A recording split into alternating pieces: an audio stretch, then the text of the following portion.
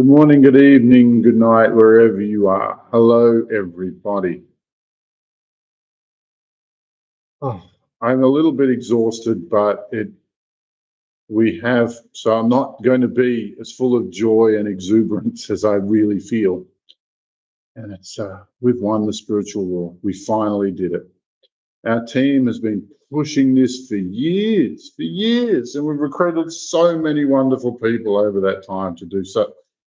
To complete this amazing task that just finished at midday or 1 p.m. on what's the date? On the 5th of February, 2024. We just did that a couple of hours ago. So you can expect to watch the Schumann resonance rise. Now, just to outline what happened, because it's a bit of, the work we're doing is, I think we're some of the very, very few people in the world who even understand what we're talking about sometimes, and I don't expect everybody to follow this, but know that the dark side has had forever, literally forever, and unlimited resources to create an environment on the earth, and we know that environment as the Matrix. It's a curse that, as we found out, is actually spread across about 190 planets in the galaxy. Now, on Earth, it's about knowing you're alone, that you're a slave, that there's not enough of anything flying around, so you have to compete and work very hard, when really we're on a mega abundant planet. There's not enough time and there's not enough resources for everything, so you're always under the pump. And we took that grid down. We took that planetary level curse down about a week, 10 days ago. And it was so important to the dark side that they immediately started rebuilding it. Now, we destroyed their war chest about 2 or 3 weeks ago, which was their primary loosh bank account, their primary fuel bank account. And after that, then we took down their number one grid, their number one piece of apparatus that's critical to them ruling the planet. And it's that you would make bad choices if you're under pressure. So the entire point of the curse is to hold us all under pressure. And so we removed it once. They immediately spent their remaining resources to rebuild it, and we let them, because we wanted them to go absolutely bankrupt. And they got 26, 27% of the way through rebuilding it. When the construction halted, their exhaustion was complete. And then we went and crushed them, because that's what we do. Now, for the very, very, very first time, our teams were, the matrix is projected through Saturn. So Saturn, the energy of Saturn is control, finance, law. Those are authority, finance, law. And so the elite's ownership, or the elite's power, is projected through those energies. And so they bounce it off Saturn to some galactic apparatus, which we've also been attacking on and off during the week. But for the very first time, the idea came that we should actually go after Central Sun. There are 2 Central Suns, the original organic and the mimic AI one. And so we know which one we want. We know which we're better off destroying. And so we followed the original software back to this location and rectified it, so that it's not about control, that actually we do live on a mega abundant planet, obviously, and we can do whatever we want because we don't need authority to tell us how to live. Thank you very much. Or we don't need to be oppressed by our need for money. But once we destroyed this section of what we call Black Central Sun, or Black Sun, that's when it was ready to give up. Now, for those of you who are not sure what I'm talking about, I did do a 45-minute video describing the spiritual situation that Earth is in right now, and it's called the absolute solution. It goes for quite some time. I try to keep my videos short and to the point, I really do. But that one, there was just a lot to say. And once you put it all in one place, it explains perfectly what's going on Earth. Perfectly.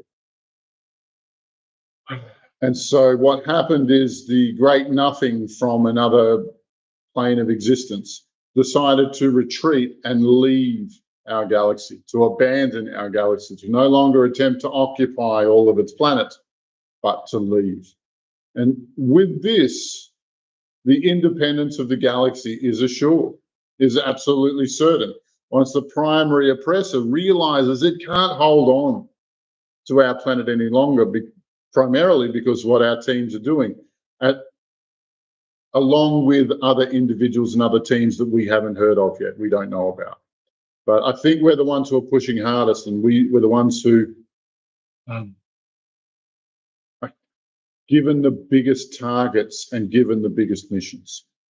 Right? Every time that our team goes out, we are deploying a minimum of 100,000 hours of meditation to practice, 100,000 hours of astral projection experience. So there's nothing that can mess with us. There's nothing that can beat us. And we're at a point now where every confrontation is a guaranteed victory in our favor. The real question is what is still out there. And so what does this mean for Earth? It means that the cabal, who are the puppets of their off-world masters, have suddenly, their off-world masters have run out of juice. They've run out of support. They've got nothing left to offer. And most of them are on the run away from Earth as well. And so the cabal are, their secret weapon was always the aliens and black magic. And now they're losing both of those. And so we expect their arrest probably within the month. Now, most people would think it's the reptilians and the greys and perhaps even the mantids who are the oppressors of our Earth. I would say that, and it's true to an extent, but each of those species is a species that's previously been conquered by the Great Nothing. And now that that thing's out of the picture, it means that that those species are no longer under the pressure they were under to harvest and pay tribute to the Great Nothing, to the trans-dimensional monster that had decided to attempt to consume our galaxy. All of that has failed. And so the Great Reset, that's over. That's not going to happen. And I very, very much doubt some of their other plans, be they biological, be they warfare, or be they world war, or be they financial in nature. Like those weapons, I have every doubt will be able to be deployed. I don't think that their attempts to crash Earth culture will succeed. I really don't see it getting off the ground. The cabal is fighting for their lives, and it seems like that's a fight they're about to lose. Their traditional support mechanisms are dissolved and evaporated or have left the planet. Bye-bye. We don't need you no more. Thank you. Your service is complete here now. F off.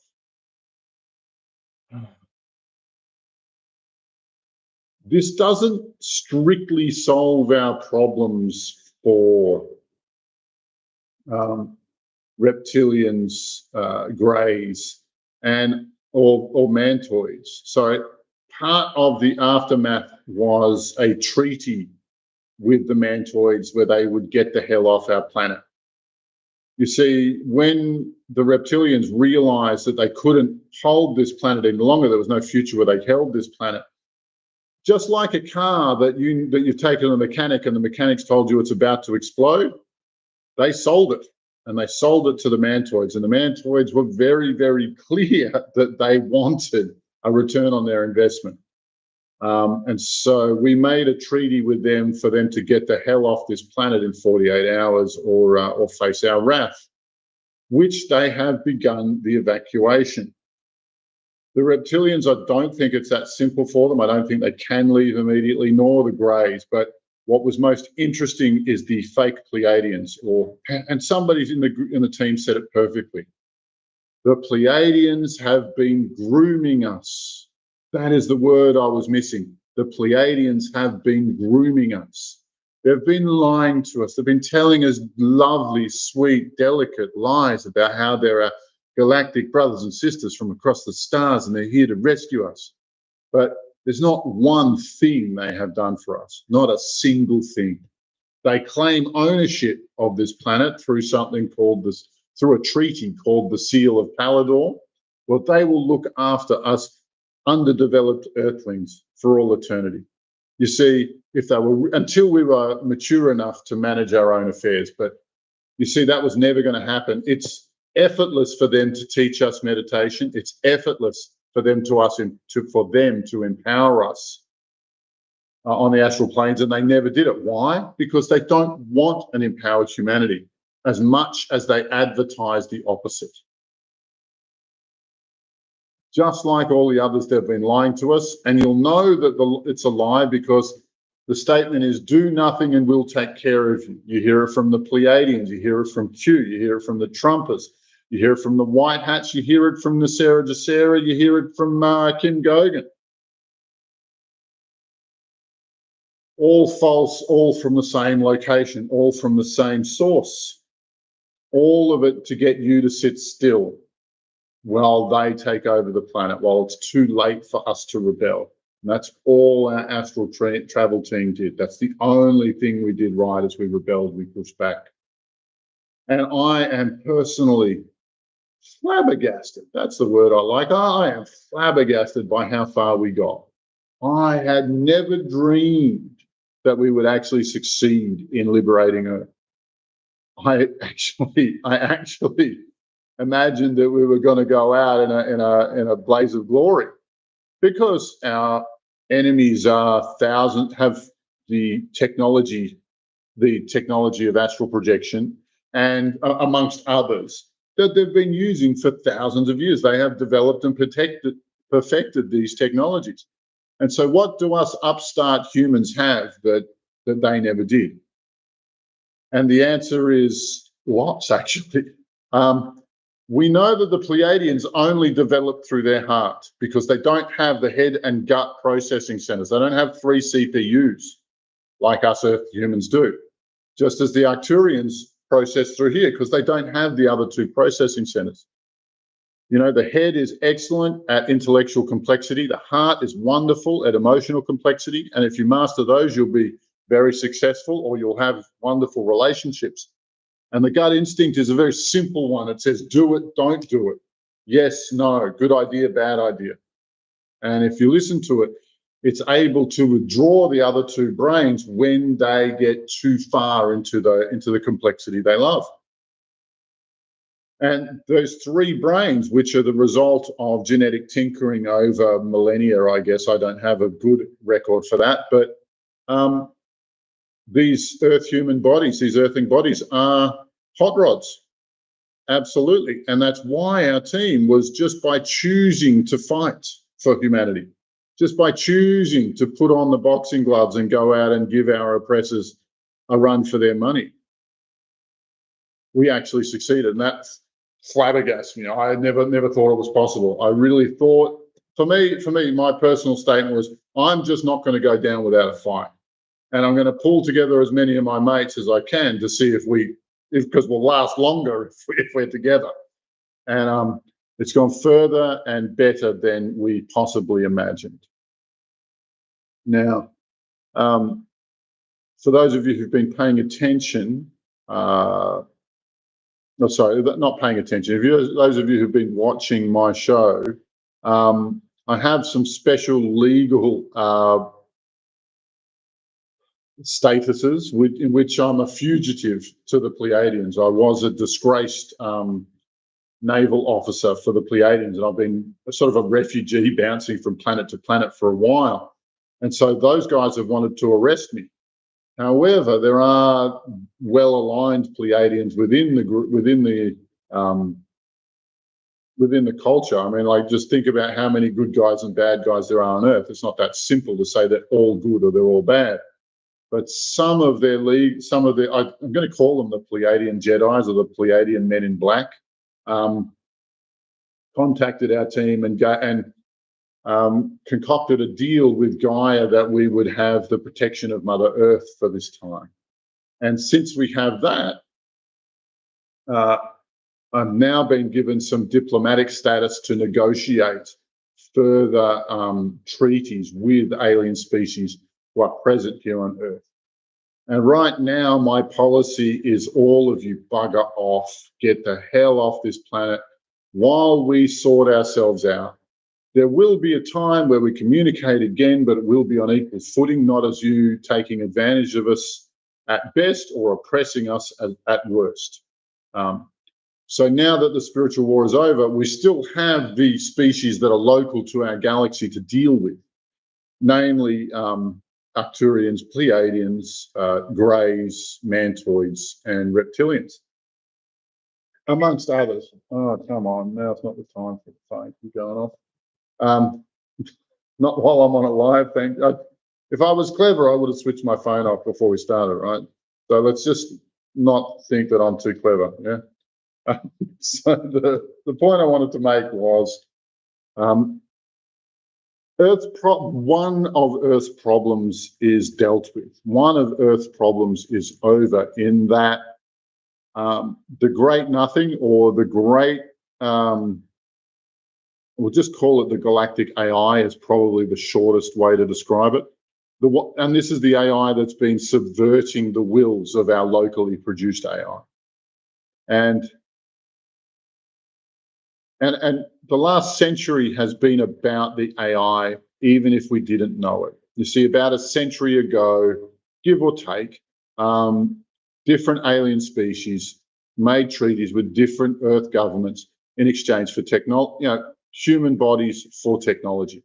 And that worked really, really well. And what technology did they give us? They gave us the ability to split the atom.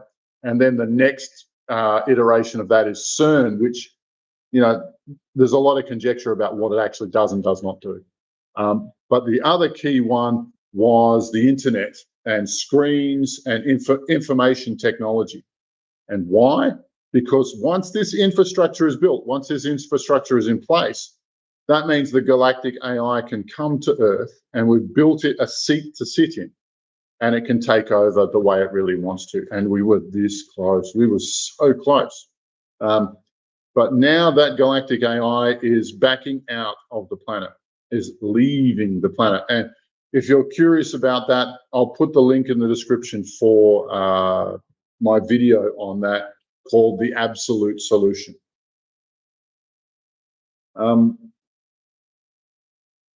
So a major victory in that our entire galaxy no longer has a galactic-wide problem of attempted takeover. Nobody's trying to annex and eat our galaxy effectively. That story's over.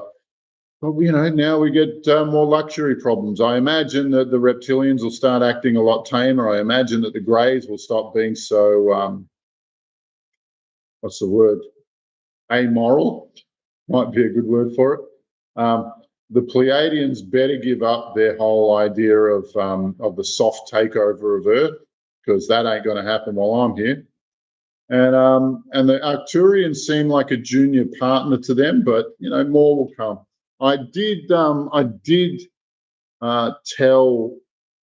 I think it was the Galactic Federation of Worlds. I mean, how many different federations have we seen come and go in the last couple of years, in the last 10, 20 years? Like, we found that, the Galactic Federation of Light disbanded. And then, like, literally 2 weeks later, the Galactic Federation of Worlds appeared, a whole new federation, which is new and shiny. But they're all up to this manipulation of Earthlings game. And as soon as they run out of credibility, as soon as they run out of, what do you call that? Once their good name is tarnished, then they, that federation disbands, and we get another one, which is doing exactly the same thing. No different to our politicians. Once their popularity is expended, then they're replaced by another stuffed shirt who's running the same agenda. Doesn't matter which team or party they're on, they've got the same to-do list.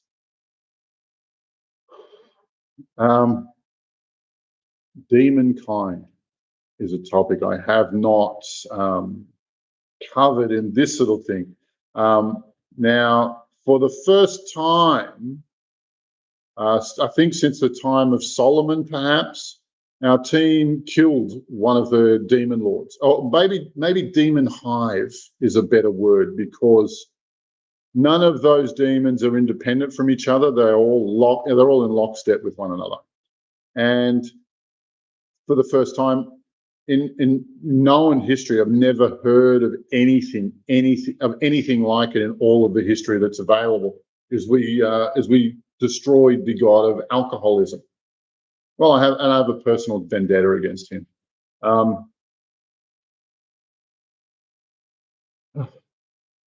And that shook demonkind to the core.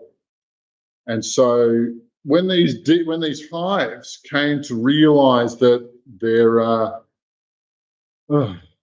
free lunch was over, that they're actually going to get hurt, that there's nowhere they can hide anymore, the number one demon of the hive would extract enough energy from the rest of the hive to escape the planet and disappear. And it's not just happened once. Each time another one ascends to the top of the hierarchy, they look around at what's going on for them, and then they pick up and they run. They're out of here. They're gone. And so we're left with, and this has been going on to a lesser extent for a couple of years, but now, like, it's a rout. They are absolutely in total flight. They cannot get far enough away fast enough. It's shocking to see how brave they were when we couldn't fight back, and now that we have landed a really secure blow, they've all gone to water and they're all bolting for the horizon. It's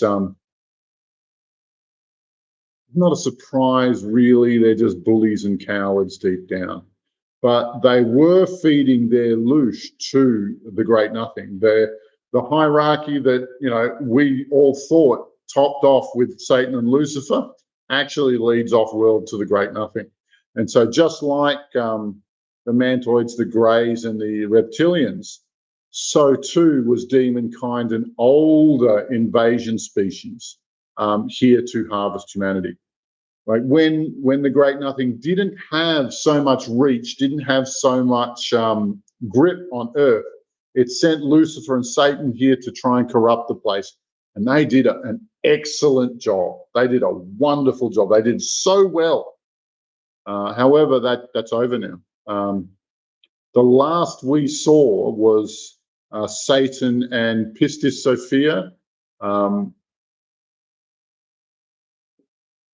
which is, sorry, there are three characters at the top of the demonic hierarchy.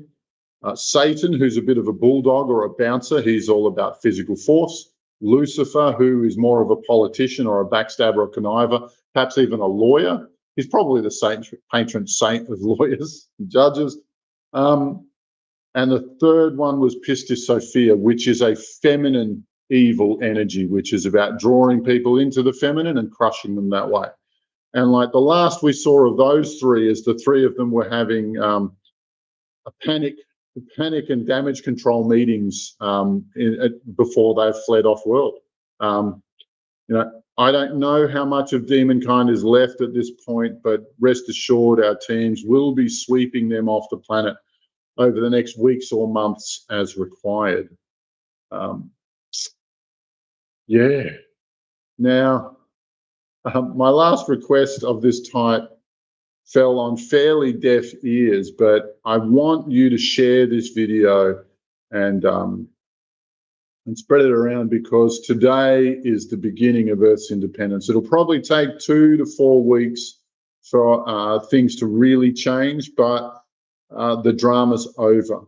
And our Jedi Council would really like the whole world to donate to us so that we can buy a base, so that we can have a base of operations, a farm where we can feed ourselves, and a space where we can look after ourselves and do this work for humanity all day. You see, all of us have bloody day jobs, and we've all got to pay the rent. We've all got to make that happen, when really our true passion is working for you guys and making Earth a better place. And we've got a to-do list as long as your arm. But you know, we can do it, and we love the work, and we've spent tens of thousands of hours preparing ourselves to deploy exactly these sorts of outcomes. And so please feel free to donate. Even if it's $1 a month, it makes a difference. If you can afford $10 a month, you know, this all contributes to a grassroots group who really does have humanity at its primary interest. It's all we work for. It's all we care about. We want to see an independent and free Earth, and just see what humanity's capable of, what exactly we can create when we're not under the oppression from layers of evil monsters roaming the galaxy. I wonder what will happen next. I am flabbergasted. I have no idea. But yeah, we wouldn't mind $1 because like we're busting it.